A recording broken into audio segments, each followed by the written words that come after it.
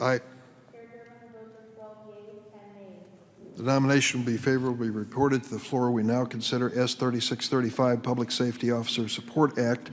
The bill's sponsors have filed a manager's amendment. I'll speak briefly about the bill before calling up the manager's amendment.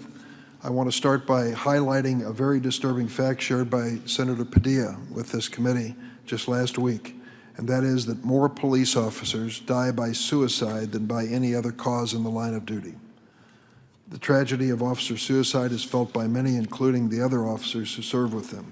It's particularly devastating for the families. In 2016, April Scherzer was in bed with her four-month-old twin daughters when she heard a gunshot. She ran downstairs and discovered her husband, Max, who had taken his life with a service weapon. April said of her husband's death, and I quote, "My day begins with that gunshot.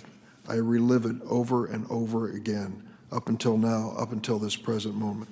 Her husband, Max, was 36 years old and been a police officer 12 years before taking his life. I want to read a letter to the committee by a young girl, Riley Giles.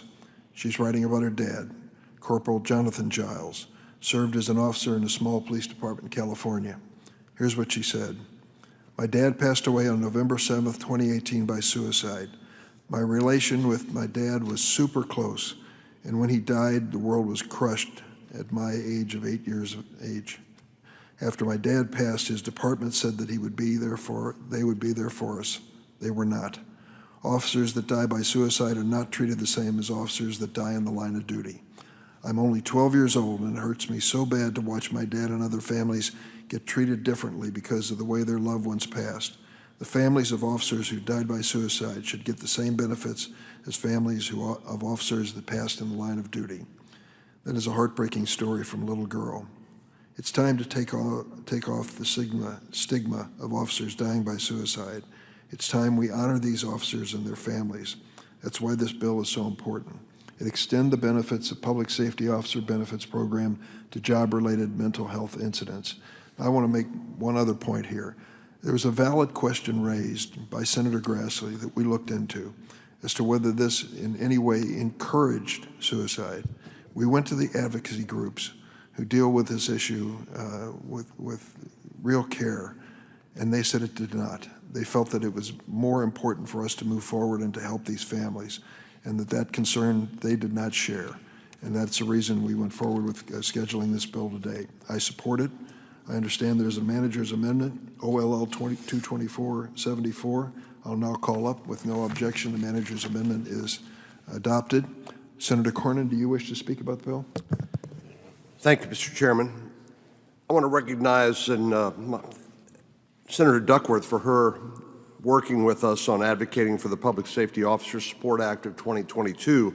I also want to thank you, Mr. Chairman, and Ranking Member Grassley and others on the committee, Senator Tillis, Senator Booker, and Leahy in particular, for supporting this legislation that will provide essential benefits, mental health resources in particular, to first responders and their families.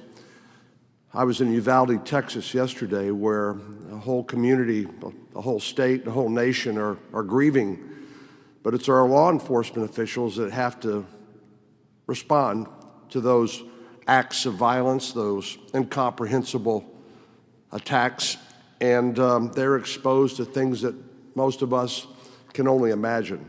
And it has a challenging effect on their mental state of mind, and they need these benefits. Under current law, we provide disability and death benefits to law enforcement and first responders for physical injuries and suffered in the line of duty under the Public Safety Officer Benefit Program. The law does not currently recognize the reality that our first responders and law enforcement suffers mental health trauma and post-traumatic stress. Even in some instances, they decide to take their own lives because of the challenging jobs we ask them to do on a day in and day out basis. Like our troops who served in combat, members of our law enforcement community can carry with them invisible wounds. Public safety officers often endure traumatic events, as I said, and they are 54% more likely than the general population to die by suicide. Just like our service members, it's important for our first responders and law enforcement officials to be recognized and supported for the mental distress and trauma they endure while protecting our communities and responding to emergencies. This includes supporting their surviving families when they are gone with death benefits as well. I'm proud to have a variety of stakeholders supporting this legislation, including law enforcement organizations, first responders groups, mental health providers, and healthcare advocates. We've received an outpouring of letters from families of fallen officers who've died as a result of suicide. They tell us this legislation will not only help them with their grief, but they believe this will help take away some of the stigma associated with mental health and remove some of the pain that they feel and other families feel when a line of death duty occurs. I have two letters I'd ask unanimous consent to make part of the record, one from a long list of mental health providers and advocates, and another from a group of law enforcement supporters of this particular bill. I'd ask them to be made part of the record. So I hope the committee will swiftly pass this Public Safety Officer Support Act. When people say we can't do anything around here except on a partisan basis, this is proof we can and meet a real need. So I want to thank all my colleagues on the committee who joined in this effort. Thank you. Thank you, Senator Cornyn. I want to thank you personally as well as Senator Duckworth, my colleague. Senator Leahy. Well, Senator Durbin and Senator Cornyn, I agree with exactly what you had to say. I could not help but think back to my days as state's attorney and seeing suicides and just having to fight to try to get any compensation for the family. But coming into this building, I've had my office here for this is the 48th year. But for year after year after year, I'd walk in side door, be greeted by Officer Howie Liebengood.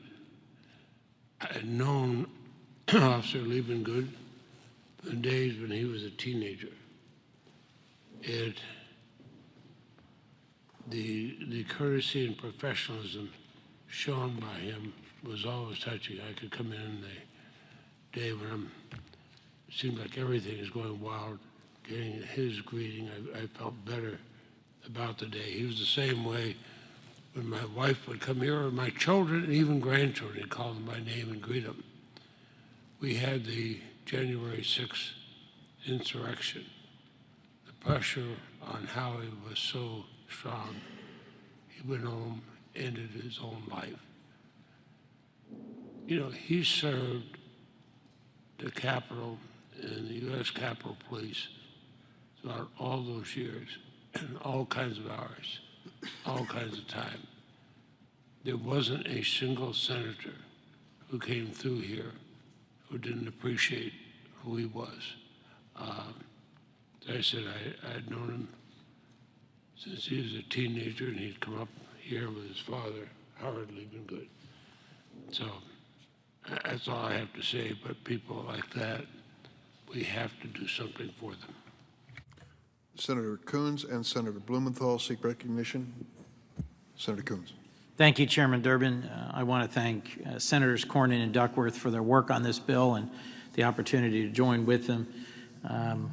I agree that the trauma that our law enforcement officers, first responders are often exposed to in the line of duty is something where we have an obligation to do more to both identify and address the mental health challenges that they face, to reduce stigma, and I think the provision of death benefits is an important step in that direction. I do think that one important way we can help reduce the trauma to which law enforcement is exposed is by taking positive steps forward to make it harder for those who would do harm to themselves and others to get access to weapons of war. I can only imagine how the law enforcement officers and first responders who went to Robb Elementary School will be burdened for the rest of their lives with the grisly scene that they saw there. Like Senator Leahy, I knew Officer Howie Liebengood. He was a cheerful, charming, engaging, positive, daily moment of joy. Those of us who came through the doors here at Russell Senate Office Building knew him well. and it left quite a mark for those of us who grieved his loss by suicide. And it was a stark reminder of the ways in which a line of duty death is treated differently when that death is by suicide, and how we are still struggling to find the right ways to honor and connect the families and those who've left behind or lost a member of law enforcement, where instead of it being at the hands of others, it was at their own hand. But let me just conclude by saying, as all of us are struggling with what we can do together to address the tragic incident in Uvalde, Texas, doing more to help law enforcement confront trauma and doing more to ensure that trauma is less likely to happen is what our constituents and justice demands of us. Thank you. Senator Blumenthal. Thank you, Mr. Chairman. I want to commend Senator Cornyn and Senator Duckworth for their leadership on this measure and ask that I be added as a co-sponsor. Without objection. I was at Sandy Hook in Connecticut on the afternoon of the shooting there, and I will never forget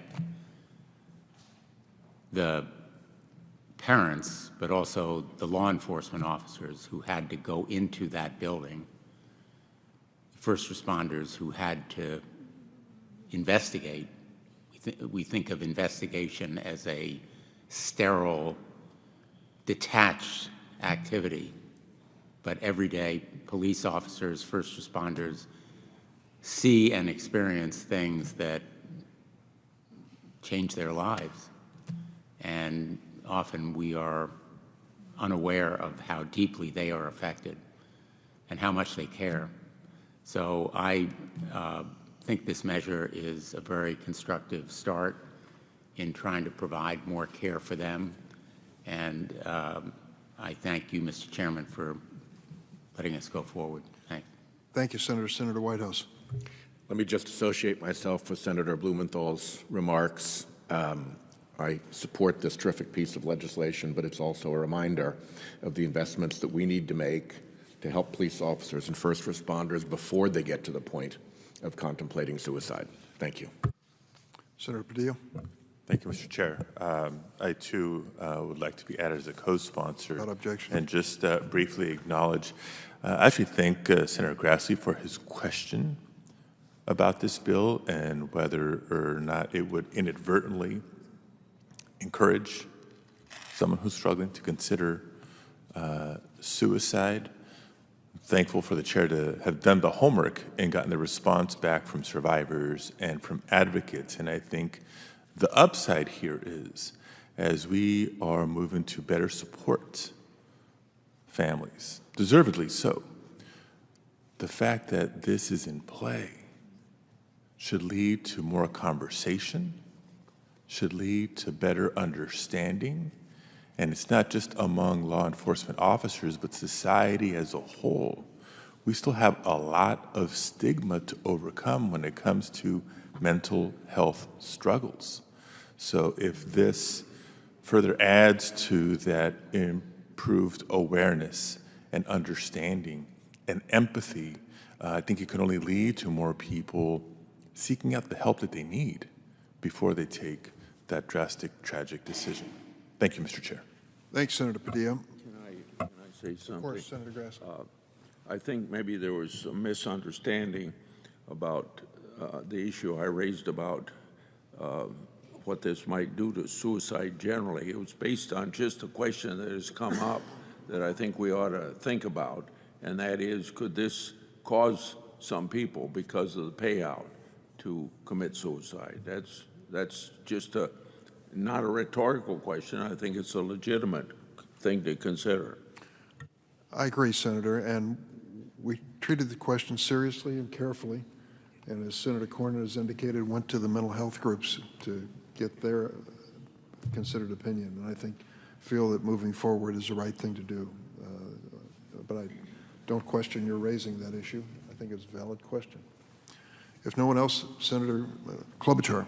Thank you. I also want to thank Senator Duckworth Cornyn for this bill. Having just spent the day yesterday with you, Mr. Chairman, and you, Senator Booker, at the White House when the President signed the executive order with regard to federal officers and some of the changing practices in light of the murder of George Floyd in my state. I was heartened that there were so many police officers there, leadership of nearly every police group joining in this effort on training.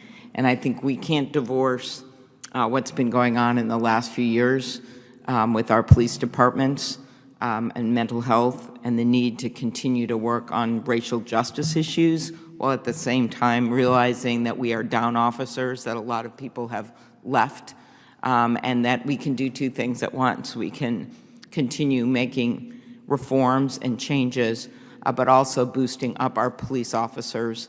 And I'm certainly, as chair of the Rules Committee, I know all the numbers on what's happening in our own department here in the Capitol. We have increased morale. We've made some really good changes. We have a new police chief in place, but we're still down officers, significantly down officers, as we are in every single major city.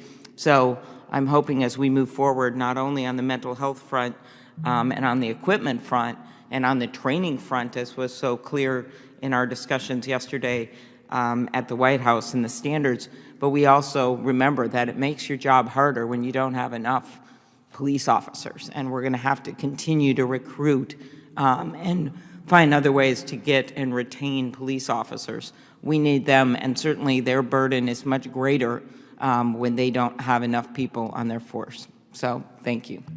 Thank you, Senator Klobuchar. And I'd like to ask consent to enter into the record a letter which I think is very important from major mental health organizations in support of this bill. And if you just bear with me for a minute, I'd like to read something to you that I found particularly to be a revelation. It is also, this is from many different organizations, almost 20 different organizations. It is also crucial that we support the families of public service officers impacted by suicide, many of whom face financial struggle. Research tells us that survivors of suicide loss face a higher risk of suicide after the death of their loved one. Moreover, financial hardship is a major risk factor for suicide. It is for these reasons that the undersigned national organizations come together in support of this urgently needed legislation to assist these families in time of grief and help avert future tragedies. Without objection, I'll enter that in the record. Anyone else seek recognition? If not, on favorably reporting S 3635 as amended by the manager's amendment, all those in favor say aye. Aye. Opposed, no. Majority of the members present having voted in the affirmative, the ayes have it. The bill will be favorably reported to the floor. And with that, this meeting of the Senate Judiciary Committee is adjourned.